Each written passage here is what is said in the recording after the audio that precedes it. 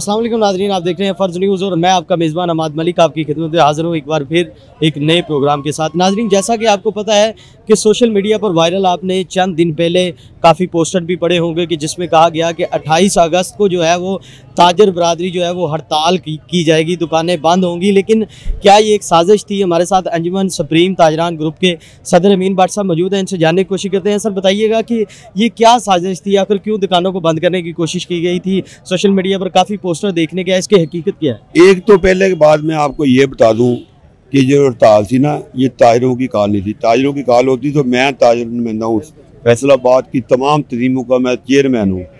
ये तो जमात इस्लामी ने हड़ताल दी थी। किस लिए हड़ताल दी थी? इनकी जो इस्लामाबाद में 14 दिन इन्होंने धरना दिया और हुक्मरानों से इन्होंने गपशप की, खाना खाया, वापस आ गए और 2.5 रुपये ये यूनिट बढ़ा दिया।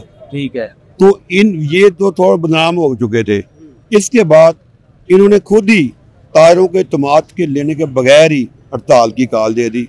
जब मुझे पता चला कि यार ये तो इस्लामाबाद जाके भी आवाम को गुमराह कर रहे थे, इनके अपने अहदेदार नाराज हो गए इस बात से कि हम 14 दिन हमें दलील किया, उसके बाद मिला कुछ भी नहीं, आवाम को रिलीफ कुछ भी नहीं मिली। तो मैं इनके कहने पर क्यों हड़ताल करता? हाँ, मैं तंग हूँ, मेरी आवाम तंग है, मेरा गरीब तंग है, फैसलाबाद का रैशी तंग है। इंशाल्लाह जब अमीन भट्ट और इनके जो बड़े सदूर हैं, सुप्रीम अंजुमन ताजरान अमीन भट्ट ग्रुप, पहले भी मैं कहता था कि सबसे बड़ा ये ग्रुप है, आज साबित हो गया कि इन्होंने हड़ताल की कॉल दी, मैंने पूरा शहर खिला दिया। सिर्फ शहर ही नहीं खिलाया, सत्याना रोड चले, गुलामाबाद चल जाए, समनाबाद चल जाए, जहाँ जहाँ भाई आप जाएंगे तो आपको दुकानें खुली मिलेंगी। आज अब दुकानें बंद थी, दुकानें खुली थी, तो ये डंडा बरदार आए, इन्होंने डंडे बरसाने शुरू कर दिए। हमारे 2 बंदे जख्मी हुए हैं। उसके बाद फिर हमने भी इनका अच्छा इस्तकबाल किया है, तो फिर ये चले गए हैं। तो हमने अपनी इंतजामिया से मुतालबा किया है कि इनके ऊपर फौरी तौर पर दहशतगर्दी का पर्चा दिया जाए।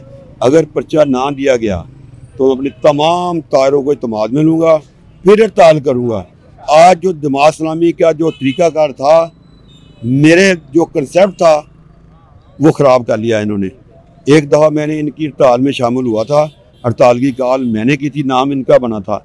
आज जो इन्होंने ताजरों के साथ किया, मैं इनकी बात कभी भी नहीं मानूंगा। मैं ताजर हूँ, मैं गरीब हूँ, मैं दरमियाने तबके का ताजर हूँ।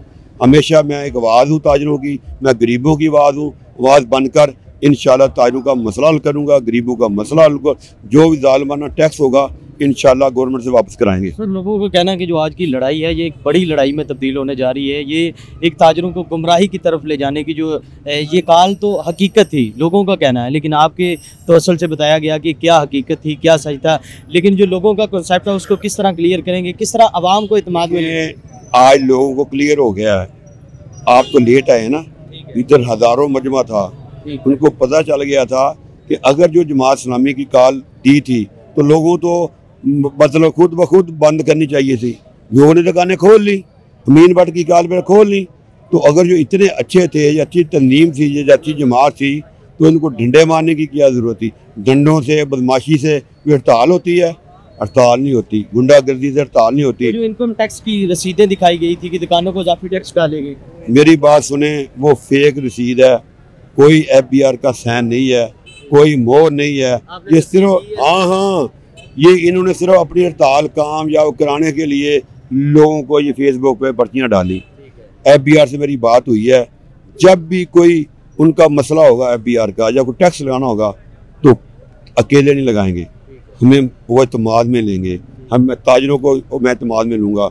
उसके बाद जो टैक्स बनता होगा वो हम देंगे, जो नहीं बनता होगा हम बिल्कुल नहीं देंगे। नाज़रीन, हमारे साथ अंजुमन सुप्रीम ताजरान की जो है वो सदर भी मौजूद हैं, इनसे जानने की कोशिश करते हैं। सर, बताइएगा कि आज की जो लड़ाई है, लोगों का कहना है कि ये बहुत बड़ी लड़ाई में तब्दील होने जा रही है। क्या ये हकीकत ताजरों की लड़ाई थी या ताजरों को गुमराह करने की कोई साजिश थी? नहीं, ताजर गुमराह नहीं होते इंशाल्लाह ताला। ताजर यकजहती एक जैसी है, हम सब ताजर एक है और हमने ताजरों की बका के लिए काम करना है।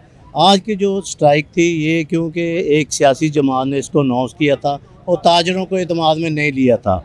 दूसरी बात आपने कहा ये इन्होंने नोटिस दिखाए FBR के, तो मैं पूरी तस्दीक के साथ आपसे ये बात कहता हूँ कि एक भी नोटिस FBR ने अभी तक फैसलाबाद में इशू नहीं किया।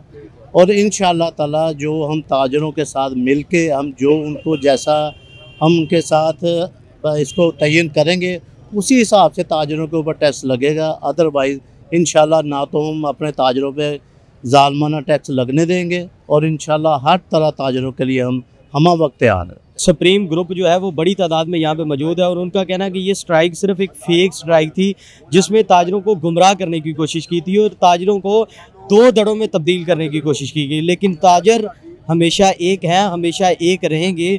और इनके चेयरमैन का भी ये कहना था कि मेरा मेन मिशन ही ये है कि मैं ताजरों को एक प्लेटफार्म पर इनका इकट्ठ कर सकूं और उसके बाद जो है वो मुत्तफिक फ़ैसले के साथ जो है वो मज़ीद फ़ैसले ले सकूं। अभी के लिए अपने मेज़बान अमाद मलिक को इजाज़त दीजिए। अगले प्रोग्राम के साथ आपकी खिदमत दोबारा हाज़िर होऊंगा। अल्लाह ने के बाद।